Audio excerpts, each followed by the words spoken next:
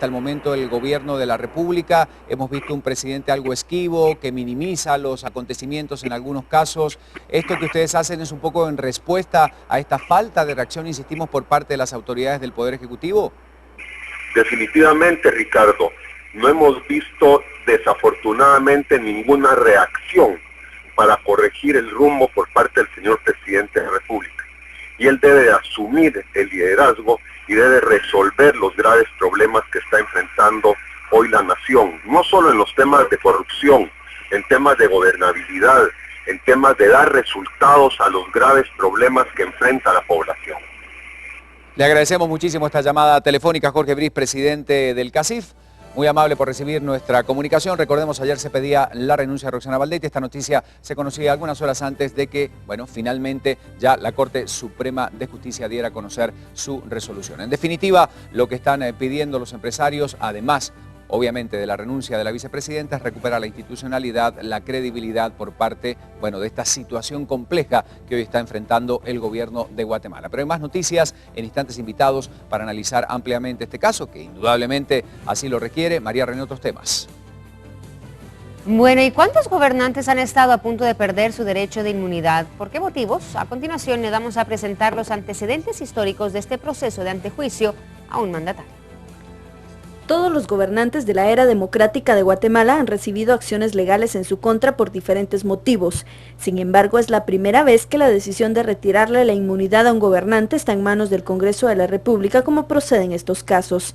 Ya había sucedido una vez en el caso del expresidente Jorge Serrano Elías, tío de la vicepresidenta Roxana Valdetti. Sin embargo, el jefe de Estado dimitió antes de que el Congreso decidiera su futuro político. Todo por el autogolpe de Estado y su corta dictadura de una semana. Después de Elías, su sobrina, Roxana Valdetti Elías, ha recibido este golpe de los tribunales, en su caso por su cercanía al líder de una estructura criminal que defraudaba al Estado. Lo más cercano a este caso fue el desaforo acordado por la Corte Suprema de Justicia contra José Efraín Ríos Montt y una comisión pesquisidora integrada para investigar a Eduardo Meyer por corrupción. Ambos casos se produjeron cuando Ríos Montt y Meyer eran presidentes del Congreso de la República. Bueno, y tras conocerse que se aceptaba la solicitud de antejuicio contra la vicemandataria y que se le daba el trámite correspondiente, consultamos a algunos responsables, bueno, los que efectivamente realizaron la petición judicial para Aníbal García, secretario del Movimiento Nueva República. Es de suma importancia que ahora el Ministerio Público plantee medidas precautorias para asegurar la estadía de la vicepresidenta en el país. Ayer se rumoraba por redes sociales que había salido de Guatemala y que se encontraba, algunos decían en Panamá, unos en algunos otros lugares, pero finalmente, bueno, el Departamento de Comunicación Social de la Vicepresidencia confirmaba que ya sigue haciendo sus actividades. Amílcar Pop, diputado de la bancada WINAC, afirma que ante la ausencia por más de 2 semanas a la vista pública de la vicepresidenta es obligación y responsabilidad del Ejecutivo crear mecanismos que puedan evitar cualquier tipo de fuga. El tercer partido en ser beneficiado con la aprobación del antejuicio fue la agrupación política URNG Maíz. Ángel Sánchez, su secretario general, espera que en el Congreso el proceso de selección de los diputados se realice de forma transparente. Vamos a escuchar algunas de las declaraciones. Yo invito a la señora fiscal general a que plantee las medidas precautorias necesarias para garantizar la presencia de la señora vicepresidenta en el país. Es decir, en otras palabras, no nos agradaría que se diera la fuga, no nos agradaría que ya no estuviera en Guatemala, no nos agradaría que existiera alguna componenda para poder facilitar la huida, como siempre ha sucedido en estos casos. De manera que esperamos que la Fiscalía se encargue de tomar las medidas que corresponden y si no, también el partido podrá hacer uso de los mecanismos legales que tenemos a la mano, tales como la exhibición personal, por ejemplo, para garantizar que ella esté en el país, que es lo que todos los guatemaltecos queremos. El Ejecutivo debe crear las garantías de publicidad del ejercicio de la presidencia y vicepresidencia. Cualquier indicio de fuga, de ausencia temporal o la posibilidad de la ausencia definitiva de la vicepresidencia, en este momento es estrictamente responsabilidad del presidente. Por eso debe considerar los mecanismos de transparencia y publicidad de los actos. Y es importante tener los mecanismos de control y acompañamiento. Esperamos que el Congreso de la República se reúna y nombre de una forma transparente y yo diría con un voto público, o sea que se conozca por toda la ciudadanía a esos 5 integrantes para que sean precisamente las personas más idóneas y que conozcan, es decir, el alegato y que se pronuncien al final.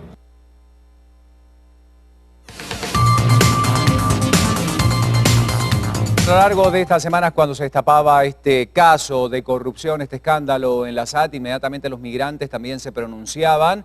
Bueno, reaccionando ante esta situación que se está generando en el país, saludamos a Juan García de Migrantes en Acción. Está él en Estados Unidos. Aprovechamos de saludar a la comunidad que todos los días nos sintoniza en vivo. Desde aquel lugar, Juan, buenos días, bienvenido a Viva la Mañana. La noticia todos los días va tomando otros matices a partir de este pedido concreto, por supuesto, que hace el CACIF de renuncia a la vicepresidenta y también la resolución de la Corte Suprema de Justicia para el antejuicio. ¿Cuál es la posición de los migrantes? Buen día, lo escuchamos. Gracias, muy amable, y un saludo a todos allá en Guatemala y especialmente a todos en Viva la Mañana. La posición de nosotros, porque hemos formado una red nacional de migrantes por la dignificación de Guatemala, es que aplaudimos la decisión del organismo judicial de poner en marcha el antejuicio a la vicepresidenta Valdetti, ya que nosotros como migrantes hemos creado una red nacional para que la señora Valdetti sea llevada a juicio, que se le quite su fuero y que sea llevado a juicio, porque esto nos va a dar más credibilidad de que la corrupción en Guatemala está siendo combatida, especialmente ahora que viene todo este dinero que va a dar Estados Unidos para el Triángulo Norte.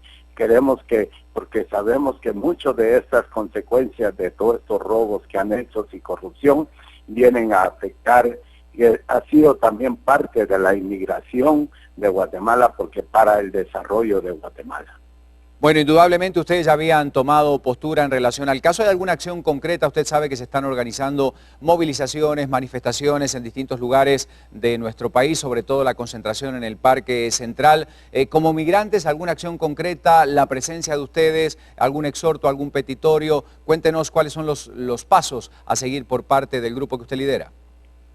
Sí, dentro de la Red Nacional de Migrantes por la Dignificación en Guatemala, donde estamos 17 estados ya organizados, las siguientes acciones que tenemos es que para el 16 de mayo vamos a hacer una manifestación en la embajada en Washington, D.C.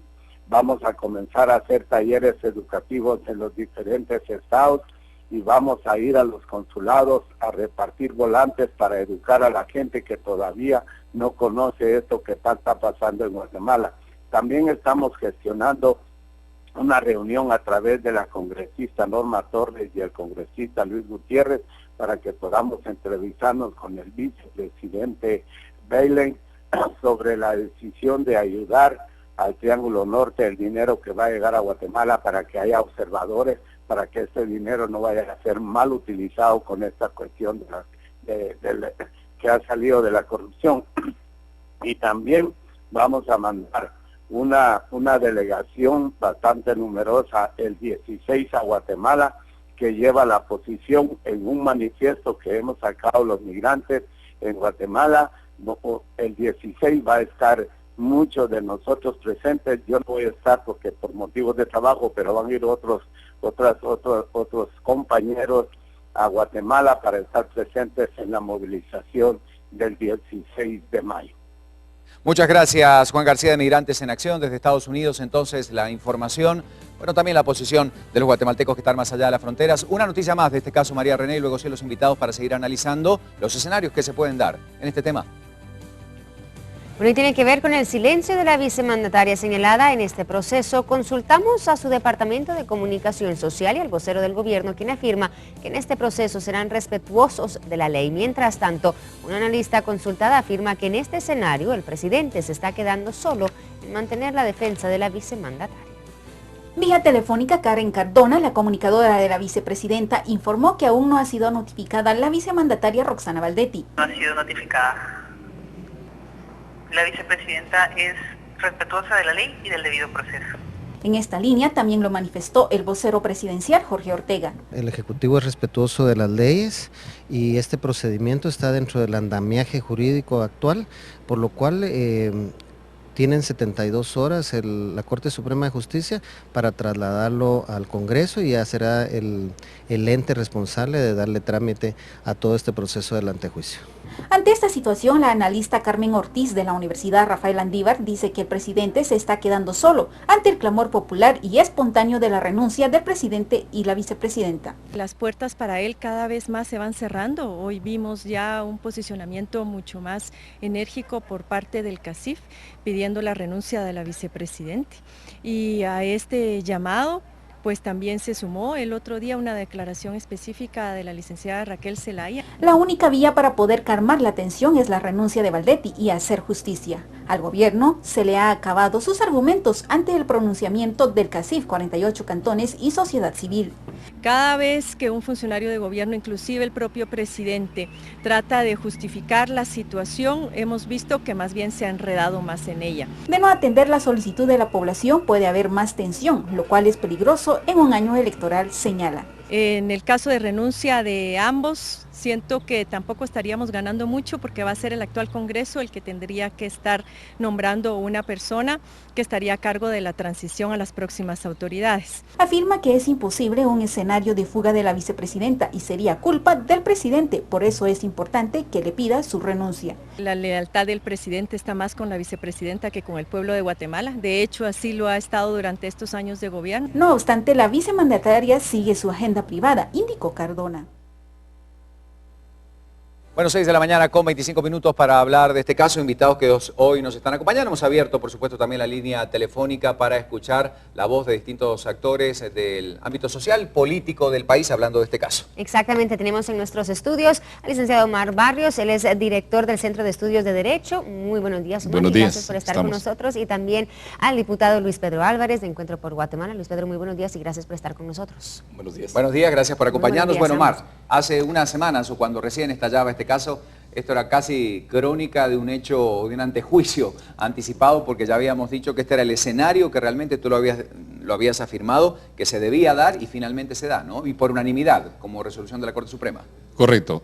Desde que planteamos el argumento de cuáles eran las etapas o las fases que se iba a dar según las actuaciones que vislumbrábamos que había efectuado el Ministerio Público de la CICIG, pues se dio. Lamentablemente no a requerimiento del Ministerio Público de CICIG, sino que requerimiento de actores que pues tienen que también cumplir con sus funciones en su papel constitucional. Pero debía haber sido, y eso creo que sería la pregunta, cuál va a ser el papel del Ministerio Público de la CICIG a partir de estos momentos. Pero se dio el trazo tal y como lo habíamos platicado. ¿Y se dio el pedido de CACIF? Tomando en cuenta que, bueno, es uno de los cuerpos más importantes a nivel empresarial dentro de Guatemala. Correcto. Definitivamente cualquier participación de cualquier grupo de poder o cualquier tipo de organización va a tener una incidencia, y partiendo que es uno de los grupos de poder junto con la prensa, los medios de comunicación que tienen más influencia, definitivamente tiene que haber un peso en esa decisión, pero ajustándonos al marco legal tiene que ser una decisión basada en derecho, la que tomó la Corte Suprema de Justicia, pero por supuesto que todo tiene influencia. Bueno, nosotros ahora la pregunta es...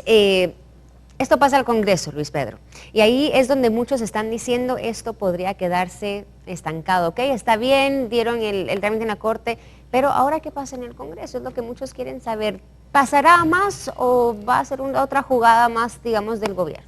Mire, depende. Yo creo que al final del día los diputados estamos obligados, al igual que todo funcionario y empleado público, al cumplimiento estricto de la ley. Y es el decreto 85-2002, la ley de materia de antejuicio, la que regula cuál es el trámite que debe seguir. De hecho, es importante aclararle a la población que la Corte Suprema de Justicia no declaró con lugar el antejuicio. Es una resolución de mero trámite. Exacto. Lo que pasa es que lastimosamente en el pasado, muchos antejuicios que debía conocer el Congreso u otros órganos jurisdiccionales se quedaban entrampados en la Corte Suprema de Justicia. Bueno, hay unos ahí en camino, ¿verdad? Para varios ministros, sí. Así es, y entonces tardaba, por razones que yo desconozco, básicamente incumplimiento de la ley, no se remitían a los órganos correspondientes. En este caso, vamos a analizar lo que establece la ley en materia de antejuicio, es que se tiene que notificar el día de hoy, que sería, hoy tenemos pleno a las 10 de la mañana, se debería notificar que ha sido enviado de parte de Corte Suprema de Justicia, y en la siguiente sesión, que sería para el día martes, deberíamos estar conociendo el pleno la conformación de la comisión pesquisidora. Son 8 días los que tienen para poder... 8 días como máximo, pero lo que dice la ley es en la siguiente sesión, dentro de los 8 días. Y la comisión se conforma por sorteo.